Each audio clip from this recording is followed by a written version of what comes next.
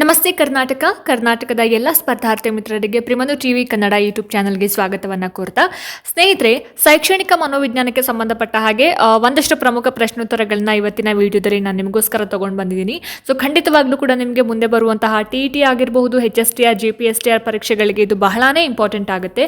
So ಹಾಗಾಗಿ ಯಾರೆಲ್ಲ ಈ ವಿಡಿಯೋನ ನೋಡ್ತಾ ಇದ್ದೀರಾ ಕೊನೆ ತನಕ ನೋಡಿ, ಸ್ಕಿಪ್ ಮಾಡೋದಕ್ಕೆ ಹೋಗಬೇಡಿ. ಒಳ್ಳೊಳ್ಳೆ ಕ್ವೆಶನ್ಸ್ನ ಈ ವಿಡಿಯೋ ಒಳಗೊಂಡಿರುತ್ತೆ. ಜೊತೆಗೆ ಸಬ್ಸ್ಕ್ರೈಬ್ ಮಾಡ್ಕೊಂಡು ನೋಡೋದನ್ನ ದಯವಿಟ್ಟು ಮರಿಬೇಡಿ ಅಂತ ಹೇಳ್ತಾ, ಸೊ ಬನ್ನಿ ಜಾಸ್ತಿ ತಡ ಮಾಡೋದು ಬೇಡ, ಆದಷ್ಟು ಬೇಗ ಇವತ್ತಿನ ವಿಡಿಯೋದ ಮೊದಲನೇ ಪ್ರಶ್ನೆ ಏನಿದೆ ಅಂತ ನೋಡ್ಕೊಂಬರೋಣ.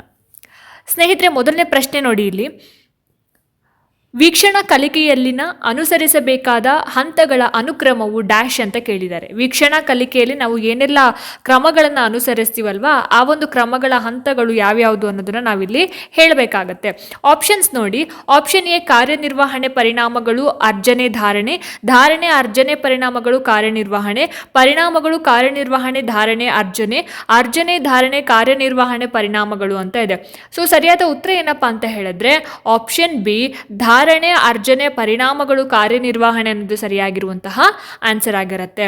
ನೆಕ್ಸ್ಟ್ ಎರಡನೇ ಪ್ರಶ್ನೆ, ಇವುಗಳಲ್ಲಿ ಯಾವುದು ಸಮಂಜಸತೆಯ ಅರ್ಥವನ್ನ ಕೊಡುತ್ತದೆ ಅಂತ ಇದೆ. ಯಾವುದು ಸಮಂಜಸತೆಯ ಅರ್ಥವನ್ನ ನಮಗೆ ಕೊಡ್ತಾ ಹೋಗುತ್ತೆ ಅನ್ನೋದು ನೋಡಿ. ಇಲ್ಲಿ 4 ಆಯ್ಕೆಗಳು ಕಾಣಿಸ್ತಾ ಇದೆ ಅಲ್ವಾ. ಸೊ ಈ 4 ಆಯ್ಕೆಗಳಲ್ಲಿ ಯಾವ್ದಿರ್ಬೋದು ಆನ್ಸರ್? ಹಾಗಾದ್ರೆ ಆಪ್ಷನ್ ಎ ಏನಿದೆ, ಪರೀಕ್ಷೆಯು ಅಳತೆ ಮಾಡಬೇಕಾದುದನ್ನ ಅಳೆದರೆ ಅನ್ನೋದು ಸರಿಯಾದ ಆನ್ಸರ್ ಆಗಿರುತ್ತೆ. ಆಪ್ಷನ್ ಎ, ಪರೀಕ್ಷೆಯು ಅಳತೆ ಮಾಡಬೇಕಾದುದನ್ನ ಅಳೆದರೆ ಅನ್ನೋದು ಸರಿಯಾದ ಉತ್ತರ ಇಲ್ಲಿ.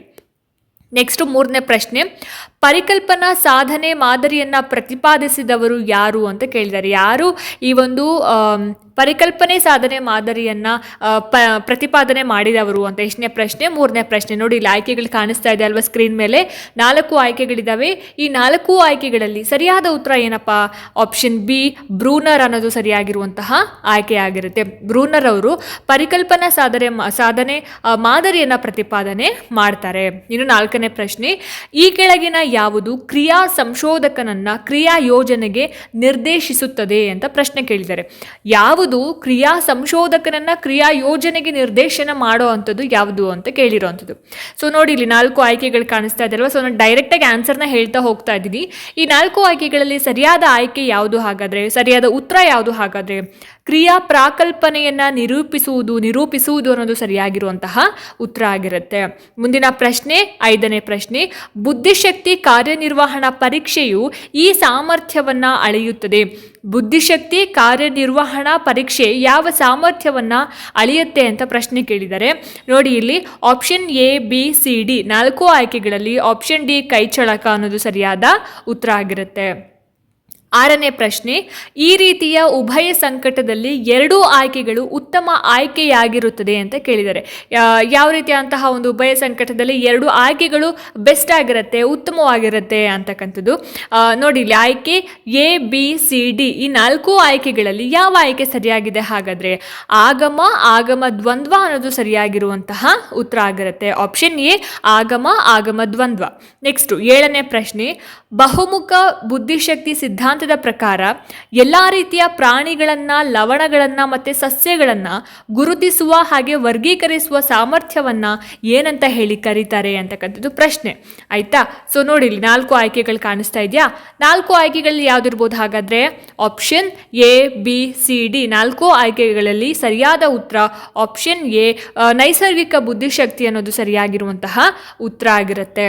ನೆಕ್ಸ್ಟ್ 8ನೇ ಪ್ರಶ್ನೆ ನೋಡಿ ಇಲ್ಲಿ, ಒಂದು 6 ವರ್ಷ ಮಾನಸಿಕ ವಯಸ್ಸುಳ್ಳ ಮಗುವು ವರ್ಗೀಕರಣದ ಪ್ರಕಾರ ಜ್ಞಾನಾತ್ಮಕ ಪ್ರಕ್ರಿಯೆಯ ಅತ್ಯುನ್ನತ ಹಂತವು ಡ್ಯಾಶ್ ಅಂತ ಹೇಳಿ ಪ್ರಶ್ನೆ ಇದೆ. ಸೊ ಆಯ್ಕೆಗಳನ್ನ ಏನಂತ ಕೊಟ್ಟಿದ್ದಾರೆ ನೋಡಿ ಇಲ್ಲಿ. ಎ, ಬಿ, ಸಿ, ಡಿ 4 ಆಯ್ಕೆಗಳಿದಾವಲ್ಲ, ಈ 4 ಆಯ್ಕೆಗಳಲ್ಲಿ ಸರಿಯಾದ ಉತ್ತರ ಆಪ್ಷನ್ ಸಿ, ಸೃಷ್ಟಿಸುವುದು ಅನ್ನೋದು ಸರಿಯಾಗಿರುವಂತಹ ಆನ್ಸರ್ ಆಗಿರುತ್ತೆ. ನೆಕ್ಸ್ಟು 9ನೇ ಪ್ರಶ್ನೆ, ಬ್ಲೂಮ್ನ ಪರಿಷ್ಕೃತ ಬೋಧನಾ ಉದ್ದೇಶದ ವರ್ಗೀಕರಣದ ಪ್ರಕಾರ ಜ್ಞಾನಾತ್ಮಕ ಪ್ರಕ್ರಿಯೆಯ ಅತ್ಯುನ್ನತ ಹಂತವು ಡ್ಯಾಶ್ ಅಂತ ಕೇಳಿದ್ದಾರೆ. So option A, B, C, D 4 ಆಯ್ಕೆಗಳಲ್ಲಿ ಆಪ್ಷನ್ ಸಿ ಏನಿದೆ, ಸೃಷ್ಟಿಸುವುದು ಅನ್ನೋದು ಸರಿಯಾಗಿರುವಂತಹ ಆನ್ಸರ್ ಆಗಿರುತ್ತೆ. ನೆಕ್ಸ್ಟು ಮುಂದಿನ ಪ್ರಶ್ನೆ 10ನೇ ಪ್ರಶ್ನೆ ನೋಡಿ, ಪರಿಕಲ್ಪನೆಗಳ ಬೆಳವಣಿಗೆಯು ಮೂಲತಃ ಇದರ ಅಂಗವಾಗಿದೆ ಅಂತ ಕೇಳಿದ್ದಾರೆ. ಸೊ ಪರಿಕಲ್ಪನೆ ಪರಿಕಲ್ಪನೆಯ ಬೆಳವಣಿಗೆಯು ಮೂಲತಃ ಯಾವುದರ ಒಂದು ಅಂಗವಾಗಿದೆ ಅಂತಕ್ಕಂಥದ್ದು ಪ್ರಶ್ನೆ.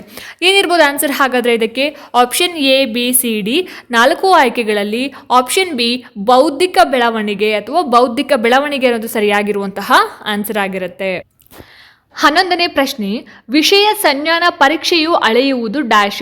ವಿಷಯ ಸಂಜ್ಞಾನ ಪರೀಕ್ಷೆ ಏನಿದೆ ಯಾವುದನ್ನು ಮೆಷರ್ ಮಾಡುತ್ತೆ ಅಂತ ಪ್ರಶ್ನೆ ಕೇಳಿದ್ದಾರೆ. ಆಪ್ಷನ್ ಎ ಮನೋವೃತ್ತಿ, ವ್ಯಕ್ತಿತ್ವ, ಸೃಜನಶೀಲತೆ, ಬುದ್ಧಿಶಕ್ತಿ ಅಂತ ಇದೆ.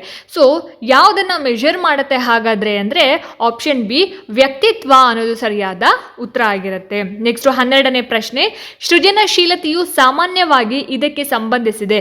ಸೃಜನಶೀಲತೆ ಅಂತಕ್ಕಂಥದ್ದು ಯಾವುದಕ್ಕೆ ರಿಲೇಟೆಡ್ ಆಗಿದೆ ಅಂತ ಹೇಳಿಬಿಟ್ಟು ಬಹುಮುಖ ಚಿಂತನೆ, ಆಪ್ಷನ್ ಎ ಏಕಮುಖ ಚಿಂತನೆ, ಆಪ್ಷನ್ ಬಿ ಬಹುಮುಖ ಚಿಂತನೆ, ಆಪ್ಷನ್ ಸಿ ಮಾದರೀಕರಣ, ಆಪ್ಷನ್ ಡಿ ಅನುಕರಣೆ ಅಂತ ಇದೆ. ಸೊ ಇಲ್ಲಿ ಸೃಜನಶೀಲತೆ ಅಂತಕ್ಕಂಥದ್ದು ಆಪ್ಷನ್ ಬಿ ಬಹುಮುಖ ಚಿಂತನೆಗೆ ಸಂಬಂಧಪಟ್ಟಿರುವಂಥದ್ದು. ಆಪ್ಷನ್ ಬಿ ಬಹುಮುಖ ಚಿಂತನೆ ಇಸ್ ದ ರೈಟ್ ಆನ್ಸರ್. 13ನೇ ಪ್ರಶ್ನೆ, ಕಾರ್ಯಕ್ರಮ ಅನ್ವಯ ಕಲಿಕೆಯು ಆಧರಿಸುವುದು ಡ್ಯಾಶ್ ಅಂತ ಕೇಳಿದ್ದಾರೆ. ಕಾರ್ಯಕ್ರಮದನ್ವಯ ಕಲಿಕೆಯು ಆಧರಿಸಿರುವುದು ಯಾವುದನ್ನು ಆಧರಿಸಿದೆ ಅಂತ ಹೇಳಿಬಿಟ್ಟು ಆಪ್ಷನ್ ಎ ಕ್ರಿಯಾಜನ್ಯ ಅನುಬಂಧ, ಯತ್ನದೋಷ ಕಲಿಕೆ, ಒಳನೋಟ ಕಲಿಕೆ, ಶಾಸ್ತ್ರೀಯ ಅನುಬಂಧ ಅಂತ ಇದೆ. ಸೊ ಏನಿರ್ಬೋದಪ್ಪ ಹಾಗಾದರೆ ಆನ್ಸರು? ಆಪ್ಷನ್ ಎ ಕ್ರಿಯಾಜನ್ಯ ಅನುಬಂಧ ಅನ್ನೋದು ಸರಿಯಾಗಿರುವಂತಹ ಉತ್ತರ ಆಗಿರುತ್ತೆ.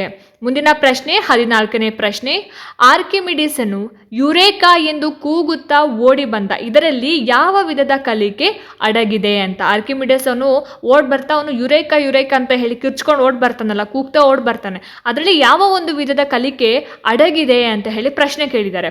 ಆಪ್ಷನ್ ಎ ವೀಕ್ಷಣಾ ಕಲಿಕೆ, ಆಪ್ಷನ್ ಬಿ ಯತ್ನದೋಷ ಕಲಿಕೆ, ಆಪ್ಷನ್ ಸಿ ಅನುಬಂಧ ಕಲಿಕೆ, ಆಪ್ಷನ್ ಡಿ ಒಳನೋಟ ಕಲಿಕೆ ಅಂತ ಇದೆ. ಸೊ ಏನಿರ್ಬೋದು ಆನ್ಸರ್ ಹಾಗಾದ್ರೆ ಇದಕ್ಕೆ? ಆಪ್ಷನ್ ಡಿ ಒಳನೋಟ ಕಲಿಕೆ ಅನ್ನೋದು ಸರಿಯಾಗಿರುವಂತಹ ಉತ್ತರ ಆಗಿರುತ್ತೆ.